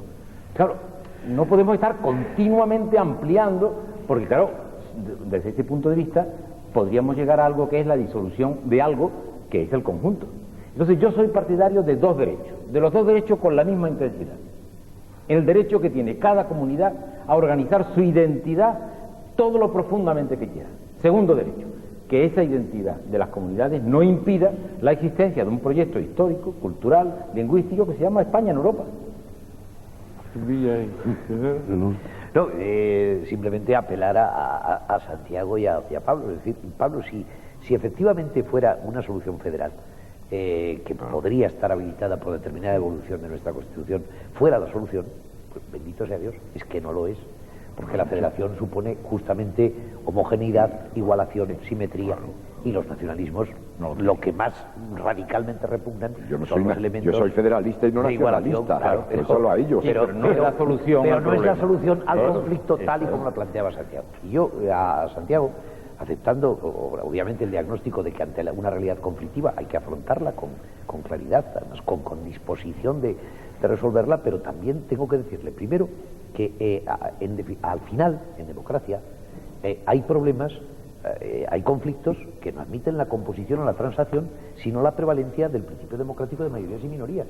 Y tendremos que atender también para la solución de ese problema al principio de mayorías y minorías entendido en el conjunto de la nación española. Y, bien, Alfonso, es decir, efectivamente, yo también tendríamos inevitablemente que denunciar hasta qué punto derechos y libertades sagrados, derechos y libertades individuales, pueden verse sacrificados en aras de unos supuestos derechos colectivos de estirpe dudosa, yo entiendo que profundamente reaccionaria, y que muchas veces obedecen a la construcción de una impostura histórica. Yo tres cosas quisiera decir. Una, que no podemos, por supuesto, aspirar a que todos tengamos la misma idea de lo que es España y lo español. Punto primero. Segundo, como ha dicho ahora Gabriel Cisneros, justamente la posición de los nacionalismos catalanes y vascos es pretender tener un factor de diferenciación que en determinados aspectos podemos convenir todos, pero no un planteamiento, de cierto modo, igualitario, que sería el propio de un país federal. Y luego, ya que estamos hablando de la Constitución, el artículo 2 dice que La Constitución descansa sobre la unidad de la nación española y no es tanto la defensa del Estado, que a veces se utiliza de forma excesiva para no hablar de España y de su nación. Se llega en alguna televisión, cuando se habla del parte meteorológico, a decir que nieva en el Estado español, que debe estar nevando en el despacho del presidente del Tribunal de Cuentas. Y con eso acabo. Hace 2 veranos, cuando la gran explosión nacional española, que fue la protesta airada y clara y terminante y ejemplar por el asesinato de Miguel Ángel Blanco, todos hicimos un hincapié especial en la respuesta al secuestro y al atentado y al asesinato, y quizá no nos dimos cuenta en qué medida hubo una explosión popular también de unidad nacional. Lo que más me impresionó, aparte del secuestro y el asesinato, es que en Arrecife de Lanzarote se manifestaron una tercera parte de la isla por un tema de Hermoa. Seguramente aquella gente al día anterior no sabía que existía Hermoa, pero consideraron que algo común, que algo que les concernía, que era España, estaba existiendo en el País Vasco. José Luis, vamos con más preguntas y a ver si son ya muy concretas, porque yo he dejado, ya sé que nos hemos extendido ahora en el debate, pero sabía que era fundamental, si no iban a considerar que no queríamos abordarlo. Vamos con preguntas concretas y a ver si nos responden nuestros contertulios. Yo, en nombre de los espectadores que han llamado tantos, pues tengo que defender su derecho a que salgan las más posibles, ¿no? Venga, ahora respuestas concretas. Ahora que acaba de citar, siguiendo con el tema nacionalista, que bueno, agotaríamos las preguntas por esos derroteros, siguiendo con esta cuestión y ya que el señor Martín Villa ha citado el artículo 2, le preguntan al señor Cisneros lo siguiente: si es cierto que en el primer borrador de la Constitución, en el artículo 2, se tuvo que modificar por presiones militares, haciendo alusión al carácter indivisible de la nación española. No, en absoluto. Es decir, efectivamente el artículo 2 fue, en términos absolutos, el de más ardua elaboración, y es verdad que creo que es un artículo perfectamente equilibrado, en que por una parte se afirma la unidad de la nación española, que como decía Martín Villa, y de ahí sí me arrogo, un cierto orgullo de protagonismo, es en el en un momento determinado se consideró la hipótesis del nacimiento constitucional de la nación. Podía decirse la Constitución fundamenta la unidad, etcétera, y pasó a decir la Constitución se fundamenta, pero esa afirmación de unidad va inmediatamente acompañada por el reconocimiento del derecho a la autonomía de las nacionalidades y regiones. Y eso sí, es verdad que luego tiene el artículo unas fortísimas cautelas retóricas con la referencia, con fuertes elementos retóricos, de la patria común indivisible de todos los españoles. La redacción concreta del artículo 2 fue aportada por el ponente comunista, a la sazón, Jordi Soletura. Por supuesto, la redacción del artículo, el proyecto del artículo, fue conocido por el Gobierno de la Nación. Si el Gobierno de la Nación lo sometió, o si el vicepresidente Gutiérrez Mellado lo miró con especial atención, pues lo ignoro, y me parecería perfectamente razonable que así fuese. Pero desde luego un condicionamiento en el sentido de coacción o de limitación fáctica a la autonomía de los constituyentes al redactarlo, lo niego. Otra pregunta, José Luis. Siguiendo con el ejército, ahora le preguntan al señor Martín Villa, un espectador, cuál es el papel de las Fuerzas Armadas en caso de segregación de una comunidad autónoma. Y otro afirma ese papel porque dice, si se considera democrático que si se declara la independencia de Cataluña, País Vasco o Galicia, si el ejército español actuaría para impedirlo, como dice la Constitución. Bueno, yo creo que es una interpretación excesiva el que atribuya la Constitución a las Fuerzas Armadas poder de actuación por su cuenta y autónomo. Yo no me planteo ese supuesto, sino en general las Fuerzas Armadas actúan a las órdenes del gobierno legítimo, por lo tanto las Fuerzas Armadas españolas, en el marco de la Constitución, no pueden actuar por su cuenta, sino que tienen que actuar a las órdenes del gobierno legítimo. José Luis Manino, que no nos peguen los espectadores, pero me dicen que tenemos tiempo muy escueto para 2 últimas preguntas. Pues Bueno, la penúltima que sea también respecto de los nacionalismos, porque también han hecho varias de un tema tan conocido y tan debatido, y se la hacen al señor Carrillo, y le preguntan, en esta Constitución tan democrática, ¿es constitucional que los españoles no puedan estudiar el castellano en aquellas comunidades autónomas que tienen otra lengua que no es la española? Hombre, yo tengo la impresión de que los españoles pueden estudiar el castellano en las comunidades que tienen una lengua propia. No creo que eso esté prohibido en ningún lado. Aparte de eso, la verdad es que quizá yo no soy el más calificado para contestar a esa pregunta. ¿Alguien tiene alguna respuesta contundente? Bueno, sí, yo puedo decir algo, lo que opino, sí. La Constitución es clara en cuanto que el castellano es la lengua española oficial del Estado. Lo dice el artículo 3 y dice: todos los españoles tienen el deber de conocerla y el derecho a usarla. Y enseguida dice: las demás lenguas españolas serán también oficiales en las respectivas comunidades autónomas de acuerdo con sus estatutos. Es decir, la Constitución dice que allí donde hay una lengua propia tiene que haber bilingüismo. Y hasta ahora esto se había respetado. Y además, en la conciencia de la gente, por ejemplo en Cataluña, no hay ningún problema lingüístico. El problema lo crean los políticos, que hacen una ley en 1998 que trastoca el bilingüismo para introducir un monolingüismo, y lo cual es absurdo porque no hay ningún problema lingüístico entre la población.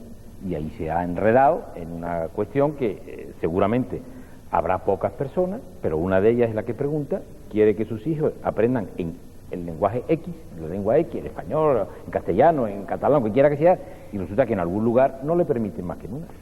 Última pregunta, José Luis, por Señor favor. Castellano, ¿costó mucho a la izquierda española aceptar la monarquía en la Constitución?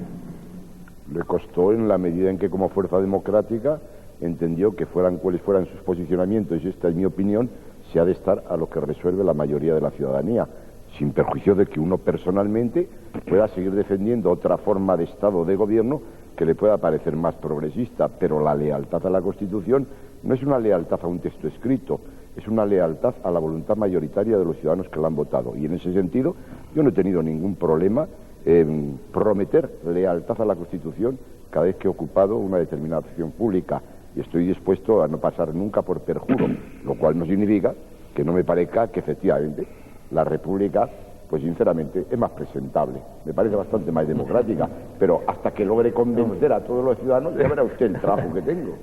Ahora, yo creo que Pablo Castellano tiene razón cuando dice que una persona inteligente y sensible tiene que entender como más razonable que la jefatura del Estado se elija y no que sea una herencia. Es una razón racional. Eso parece. Pero en el año 1978 la izquierda, como lo que no era la izquierda, la derecha o el centro, lo que fuera, entendió que esas ideas y el pasado no podían imposibilitar el presente y el futuro. Entonces el Grupo Socialista, el Partido Socialista, presentó una enmienda defendiendo la República y se hizo votar. Queríamos que se votara porque así no era algo decidido fuera de la legitimidad de la soberanía popular, no era algo de designación de un régimen no democrático. La verdad es que entonces no fuimos comprendidos y me parece que ahora tampoco. ¿Cómo apetece seguir con algunos de los debates que aquí ya se han apuntado y quedan colgando, como las lenguas, los nacionalismos y ahora el sistema político, ¿no? Bueno, pero esta es una clave única por el momento, al menos.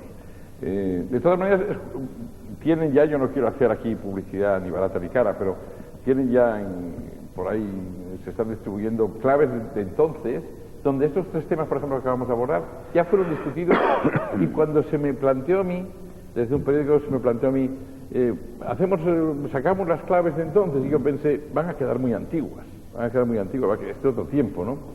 Pero luego me puse a verlas y dije, pues están muy apasionantes, a veces más apasionantes que las de este momento, o que los de este momento.